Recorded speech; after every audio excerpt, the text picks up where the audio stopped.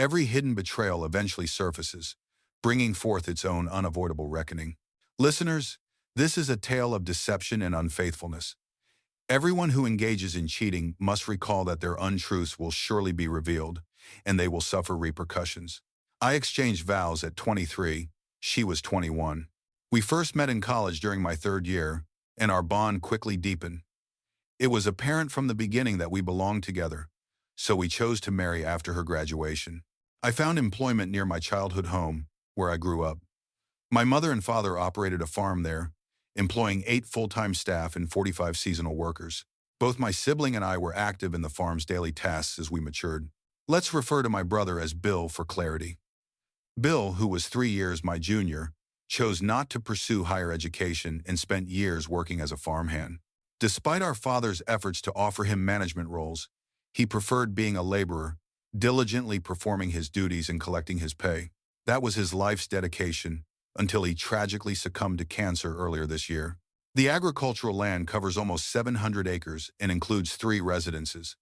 My parents reside in the primary dwelling, set back from the main road, which also serves as the farm's administrative hub. My brother lived in a charming carriage house at the intersection of the driveway and the main thoroughfare.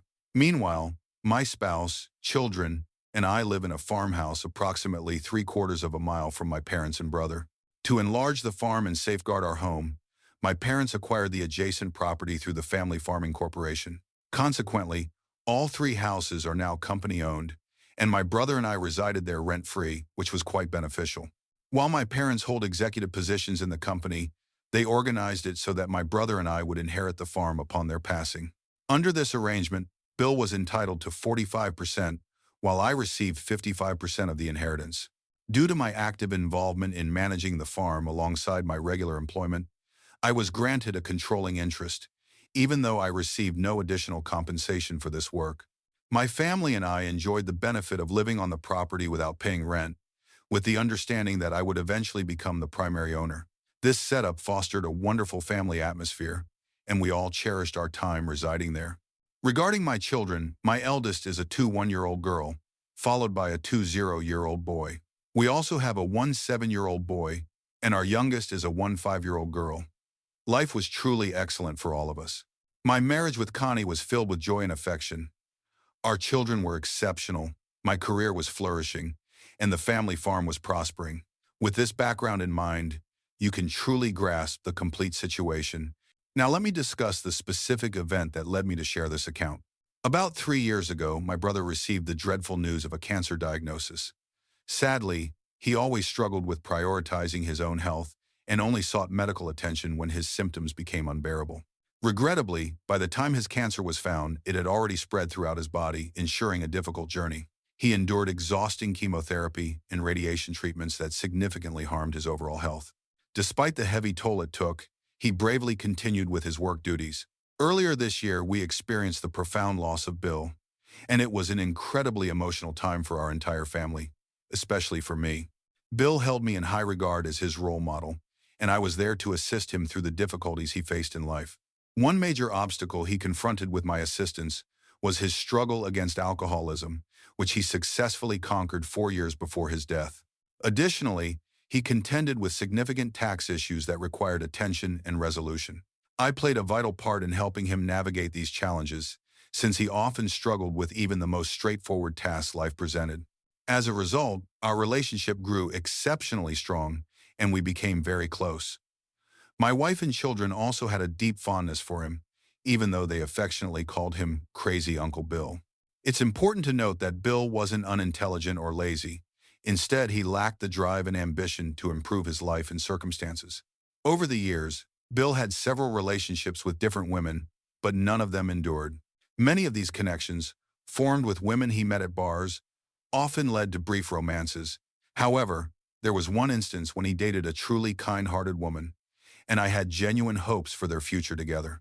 Unfortunately, his drinking habits eventually caused her to leave him. My parents wholeheartedly accepted Bill, loving him unconditionally, just as they loved me. As per his will, Bill appointed me as the executor of his estate, giving me the duty of managing the distribution of his possessions. His estate included various assets like a life insurance policy, a modest checking account, and personal items such as his motorcycle and truck. After his funeral, about 2 weeks later, I found myself at his house handling financial matters and going through the extensive paperwork he had on his kitchen table. While organizing the documents, I came across a statement from a bank located outside our town. To my astonishment, the account held an impressive balance of over $70,000. However, what truly startled me were the names listed on the statement. The account was in Bill's name, but my youngest son, whom I'll call Joe, was named as the beneficiary with the acronym POD, which stands for Payable on Death. As I reviewed the details, I felt confused. I couldn't help but wonder why my brother had chosen to set up the account this way. What was the reason behind designating Joe as the sole beneficiary when he didn't have a closer connection with Joe compared to my other children? In fact, if anything, Bill had a stronger bond with my other kids rather than Joe. My mind raced trying to find answers, but I realized I couldn't come up with a logical explanation. After making this astonishing discovery, my initial thought was to inform my wife and parents, but I decided to hold off on sharing the news for now. The next day, I went to the bank, taking advantage of my role as the executor to gather more information. I learned that Bill had opened the money market account just a month after Joe was born and consistently made contributions to it every 2 weeks. As I pieced together these facts, I couldn't help but focus on the undeniable link between Bill and Joe, which troubled and concerned me deeply. Thoughts about the possibility of an affair between Bill and Connie, and whether Joe might be Bill's son, consumed my mind relentlessly. These thoughts left me in a state of anxiety and obsession. That night, consumed by these thoughts, I returned to Bill's house. I was determined to find any clues that could provide answers. Hours passed as I meticulously searched through every file and document in the house.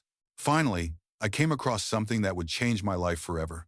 Flipping it over, my world shattered as I found 2 old photos of my wife. In one, she was topless, and in the other, she stood holding a beer, completely unclothed. Shockingly, both pictures were taken in Bill's bedroom. Overwhelmed by a mix of devastation, anger, and confusion, I remained at Bill's house for several more hours that night, shifting between tearful despair and seething rage. Connie eventually called, asking about my whereabouts, which prompted me to return home. At that point, I decided not to directly address her, as I needed time to think about my next steps. I even briefly considered ignoring what I had found, but that idea was quickly dismissed. How could I even think of such a thing? Those photos were from years ago, and my brother was no longer alive. I couldn't keep this to myself, so I made the choice to tell my parents about what I had discovered, and I followed through on that decision. The following day, I took some time off in the afternoon and met with them at the farm office. I informed them about the bank account and showed them the pictures of my wife. It was crucial to lay out all the evidence. My parents were completely bewildered when they saw the proof, and they couldn't believe their eyes. They were deeply disturbed and shocked by the revelation, seemingly even more than I was. They asked about my plans. I told them I intended to confront Connie and, if the allegations were true, begin divorce proceedings. While they understood my choice, my mother advised me to give Connie a chance to explain herself and to carefully think through my actions before proceeding. After our dinner, I went with Connie to Bill's house, saying I needed her help with cleaning and organizing. Once inside, I guided her to a seat and gently told her we needed to discuss something important. I handed her a packet containing the bank statement and pictures of her. I gave her the bank statement first.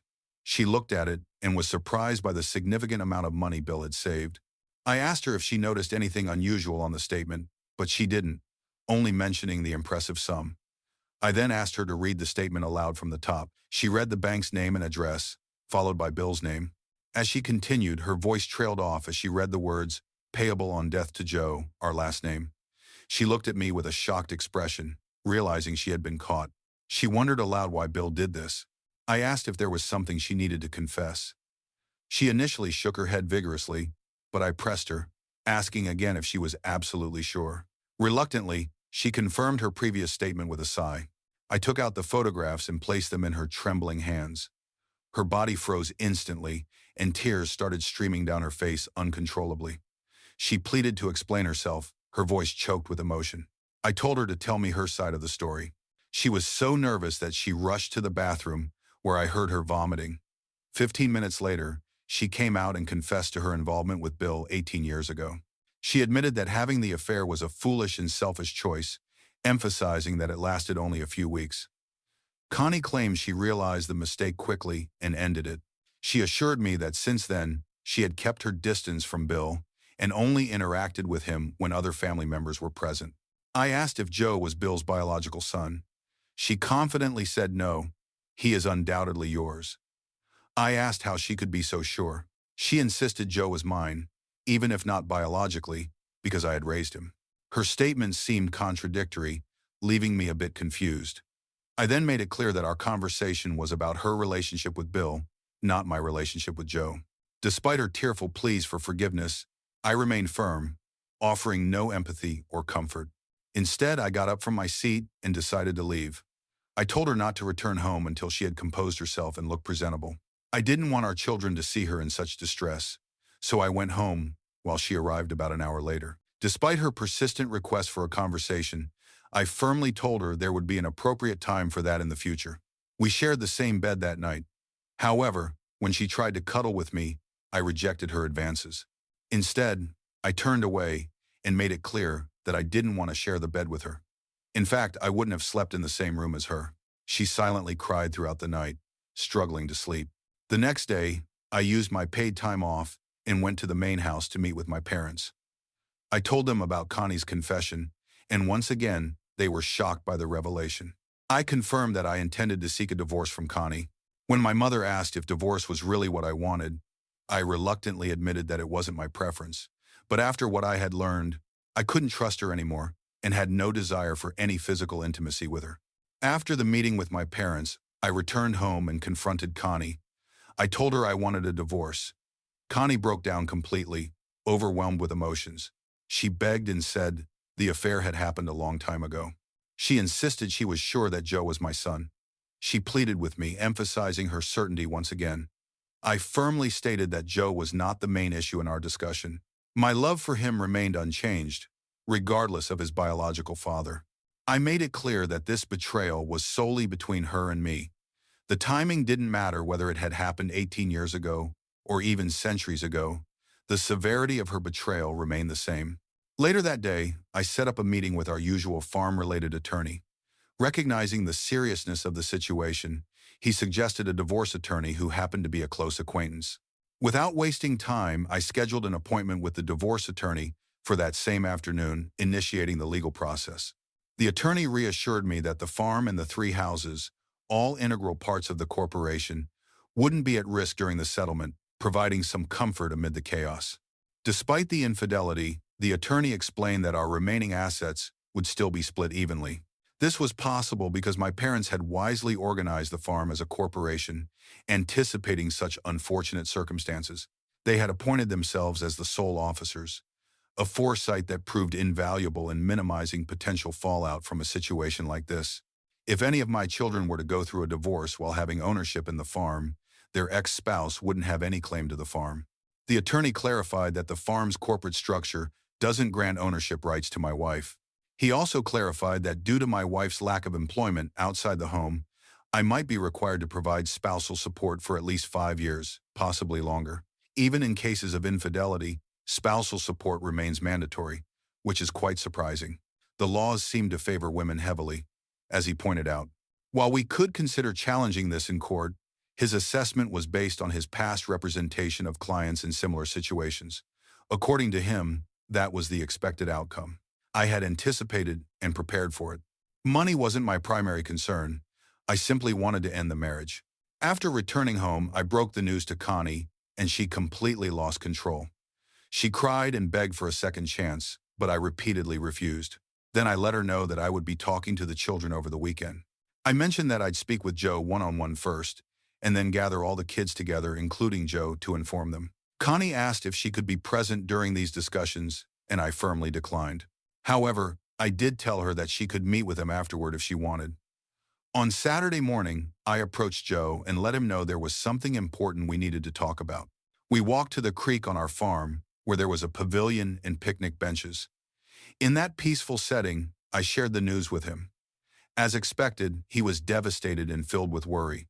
In his distress, he asked me if I would still love him if he wasn't my biological son. I reassured him, letting him know that my love for him would remain strong no matter his biological ties. I firmly told him not to dwell on it, emphasizing that it wouldn't change my relationship with him or with any of his siblings. I made it clear that this was an issue between his mother and me, and he and his siblings were not at fault. I went on to explain that I would be divorcing his mother, emphasizing that it was solely because of her affair with Uncle Bill and had nothing to do with him or his actions. We spent a couple of hours sitting and talking. I let him know that the next step would be to gather his siblings and have a conversation with them. Sensing his need for some time to prepare, he requested it, and I agreed without hesitation. I assured him he could take all the time he needed to feel comfortable with the situation. Back at the house, we kept up appearances of normalcy, though my wife's behavior had noticeably changed. The children didn't seem to notice as we spent most of the afternoon relaxing by the pool. We played games like cornhole and tossed the frisbee, creating the illusion of a typical summer weekend for our family. However, beneath the surface, a dark secret hung over us, waiting to be revealed. After dinner, Joe approached me and expressed his readiness to talk to his siblings. Unfortunately, they all had plans with their friends that evening, so we decided to postpone the discussion until the following morning. The next day, we all woke up early, had breakfast together, and attended Sunday services as a united family, as was our usual routine. When we returned home from church, I gathered the kids and let them know I needed to talk to them privately on the back patio. My daughter asked if Mom would be there, and I told her that she wouldn't be with us at that moment but would meet with them later. This immediately made the kids uneasy. With a heavy heart, I shared the news with them, and it was tough to witness their reactions. As expected, they first seemed disbelieving, then became angry, and eventually sadness settled in. I then explained my intention to divorce their mother, and tears welled up in their eyes. We had a lengthy conversation, going into detail about the situation, and eventually they came to understand and accept my decision. My daughter, overwhelmed by emotions, expressed her strong dislike for her mother and her desire to cut ties with her. I reminded each of them that they are young adults and have the freedom to handle the situation in their own way. However, I advised them to consider their mother's perspective and not rush into decisions based solely on this one incident. Instead, I encouraged them to think carefully and remember all the positive moments they've had with her because she's still their loving mother. After they learned about the situation, they all acknowledged that their relationship with their mother had been good, but they were understandably upset, and none of them immediately wanted to meet with her to seek clarity. I proposed doing DNA tests for each of them. I made it clear that their mother had admitted to a brief involvement with Uncle Bill, but I intended to have the tests for my own peace of mind and to uncover the truth and address any doubts. I assured them that no matter the outcome of the DNA tests, whether they were biologically mine or not, my love for them would remain unchanged because they were legally my children. Later that evening, their mother joined them in the dining room for a highly emotional conversation. Although I wasn't in the room, I overheard fragments of their discussion. Ultimately, the children expressed their love for their mother. However, their perception of her had been forever altered, and it seemed unlikely that they would ever fully forgive her for what she had done to me and our family. This news was devastating for my wife, even though it was the consequence she deserved. After that night, she slept in the guest room until our divorce was finalized, a process that took almost 8 long months. Throughout this time, she pleaded with me daily to reconsider and attend marriage counseling, but I remained firm in my decision. 3 months after our divorce, we received an unexpected offer from a developer interested in buying the house where my family and I lived, as well as the adjacent 80 acres of land. The monetary value offered was substantial, leading my parents and me to make a practical business decision and accept the offer. Consequently, my wife, our 2 youngest children, and I relocated 60 days later. It was during this time that my wife found a 3-bedroom apartment in town to move into. The harsh reality hit her deeply during this period, causing her to fall into a severe depression that required multiple medications for treatment. As a result, I temporarily moved back into my parents' home. During this time, I decided to pursue my long-held dream of constructing my own home on the farmland. The opportunity arose, allowing me to bring my vision to life. Collaborating with an architect, we designed a beautiful mid-sized log cabin with 3 bedrooms. After its completion, I now live in this dream house with my 2 youngest children. They also spend a few nights each week with their mother. While my ex-wife continues to grapple with her depression, there are some signs of improvement. She expresses a desire to reconcile, but I have no interest in rekindling our relationship. Nevertheless, I treat her with respect and empathy. It's interesting how discovering the affair completely extinguished any feelings I had for her, leaving me with a sense of obligation rather than affection. Our conversations now mainly revolve around our children, as I try to minimize unnecessary interaction. Despite the betrayal, she doesn't have anyone else here besides our family, so completely cutting her off is not an option. I still feel a sense of responsibility toward her. Fortunately, the DNA test results confirm that all of my children are biologically mine. The relief was immense, given the emotional upheaval and countless restless evenings it had caused. However, this revelation does not alter my feelings toward Connie. The profound betrayal she inflicted upon me remains unforgivable, and I will never be able to forget or fully forgive her. I still don't understand why Bill set up that account with Joe as the beneficiary. My ex-wife insists that they never discussed paternity, and I'm inclined to believe her on this matter. However, it's strange that Bill would make such a decision without any clear reason. Maybe he assumed something, or perhaps he wanted Joe to be his child. Despite this ongoing uncertainty, I'm content with my current situation and the relationship I have with my children. Restoring trust with my ex-wife may never happen, but I still care about her and genuinely want her to find happiness in life. I'm not exactly sure why I felt the need to share this, but expressing it in words has given me a sense of relief, and it has made me appreciate even more how things have unfolded. At the age of 51, I hold the position of assistant manager at a large warehouse complex, while my 4-year-old wife works as a real estate agent in Tampa, Florida. She takes care of her 2 college-age children, and I don't have any children of my own. A decade ago, fate brought my wife and me together at a business convention, and we've been together ever since. We share interests in traveling, going to the beach, and spending time with family. Giving back to our local community, volunteering at soup kitchens, and organizing food drives for those in need are significant to us. Making a positive impact on others' lives and contributing to society has been incredibly rewarding. My wife is socially active, frequently attending events and spending time with her girlfriends. Our intimate life has been satisfying, but I occasionally felt uncomfortable with her tendency to excessively flirt with men in positions of authority. I distinctly remember an incident at a real estate event when she engaged in what I perceived as excessive flirting with a real estate developer. I voiced my concerns right after lunch. She explained that most of her interactions were work-related, and although she eventually apologized, I still had doubts about her sincerity. Over time, her outings with friends became more frequent, resulting in extended absences from home, lasting only a few days each time but occurring more often. Her group included my wife and 3 other women with varying marital statuses. As she told me, "I've always been someone who trusts completely until proven otherwise, and this extended to my trust in my wife." One evening after work, my wife called and mentioned bringing dinner home, while unknowingly having me on speakerphone. Background noise indicated the presence of 2 other women in the car with her. During the conversation, one of the women asked if I was joining them for a trip to Miami. This took me by surprise, and I asked my wife who she was talking to. She explained the woman was addressing me. Despite my confusion, I replied, "No, I'll likely be occupied with work." Later, when my wife returned home, we had a heated argument about her uncommunicated plans to travel to Miami. She claimed it was a last-minute decision and that she was going to inform me, but her friend revealed it prematurely.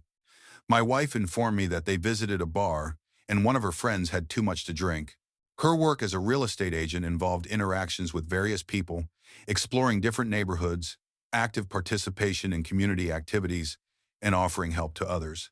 However, as previously mentioned, she had a penchant for flirting. Her job as a real estate agent earned her an annual income of over $120,000, while my own earnings were approximately $40,000, significantly less than hers. It's important to note that it took her several years to reach her current income level. She invested heavily in preparing for her trip to Miami, spending a substantial sum on clothing despite already having an extensive wardrobe. A few days later, she left for Miami, which was only a 4.5-hour drive from Tampa, planning to stay for 4 days. However, on the second day of her absence, when I returned home from work around 7 p.m., something unexpected occurred. There was a distinct knock on the door, and a man in a formal suit stood there holding a large manila envelope. He addressed me by name, handed me the envelope, and said, "This is for you." Afterward, he left. Upon opening the envelope, I found a note with a contact phone number and the words, Contact me if you would like to discuss the photos. As I gazed at the first photo, it showed my wife seated on a man's lap, engaged in a passionate kiss with his hands on her back. They appeared to be in some sort of nightclub. The second photo depicted a scene by a pool where my wife and a man were sharing a passionate kiss. At this point, I decided to call the phone number provided on the note. During our conversation, I learned that the man was a private investigator who had been hired by another husband suspicious of his wife's infidelity. His job involved gathering information about the social circle of the client's wife. Upon closer examination of the pictures, I came across 3 more photos that clearly showed intimate moments between my wife and the same man. In that moment, a mix of anger, frustration, and heartache overwhelmed me, causing tears to well up. I called my dad and recounted the recent events to him. He advised me to regain my composure and strongly recommended that I refrain from revealing anything to her. I assured my father that I would remain calm and not utter a word. With just 1 day left before my wife's return from her trip, I consulted with an attorney online. During our discussion, I openly shared the situation and explained that I had evidence of my wife's infidelity. Unfortunately, I was told that in Florida, it doesn't matter because it's a no-fault state. The attorney then asked how long we had been married, to which I replied that it had been over a decade. My plan was to hire a lawyer the next day while trying to maintain a sense of normalcy at home. However, when my wife returned from her trip, it unintentionally disrupted my well-thought-out plan, as she had 2 days off, so I had to delay my plan for a while. On the 3rd day, she returned to work, and I left the house after her. While she was away, I reached out to my father and Kenny for financial assistance to cover my attorney fees, and they agreed to help. I hired a lawyer and instructed them to start divorce proceedings, citing irreconcilable differences as the reason. Afterward, I packed my belongings, and with my father's assistance, I moved most of my stuff to his apartment using his truck. However, I hadn't yet moved in with him. I intended to stay until my wife was officially served with the divorce papers. 2 weeks passed, and surprisingly, she hadn't been informed. Another week went by, and she was finally served with the divorce papers while at work. Following this, my phone began receiving messages from her, including questions like, "What's going on?" I was at home that day when my ex-spouse from SUNY called me. I asked my father to be present in our house since I didn't trust her, and he arrived just 5 minutes before her. As soon as she walked in, she immediately inquired why I had filed for divorce and what had prompted my decision. I pulled out the pictures from my bag and showed them to her, explaining that these were the reasons behind my divorce filing. She was shocked, covered her mouth, tears welled up, and she attempted to apologize. At that point, I no longer wanted to see her and told her that we would meet in court. As expected, she bombarded my phone with calls and texts, suggesting options like marriage counseling. Before the divorce hearing, she hired an attorney who did everything possible to contest the process. My attorney mounted a strong defense, resulting in a favorable outcome for me. I received $60,000 in equity from the subsequent house sale, as well as $1,900 per month in spousal support for 3 years. We divided the furniture, but I chose to give it to her. About a month later, I learned that my ex-wife had cheated on me before, though I was unaware of it. One of her close friends had considered telling me about the affair, but felt it wasn't her place. Later, she expressed regret for not disclosing it and apologized. I responded that if I had known about the affair, I might not have been married to her for a decade. 8 months have passed since my divorce, and during this time, my ex-wife has sent me text messages almost every week, inquiring about my well-being. However, I've decided not to respond. I've maintained my phone number, choosing not to change it because it's my prerogative. Even when she mentioned that her children were curious about me in one of her messages, it didn't prompt me to respond.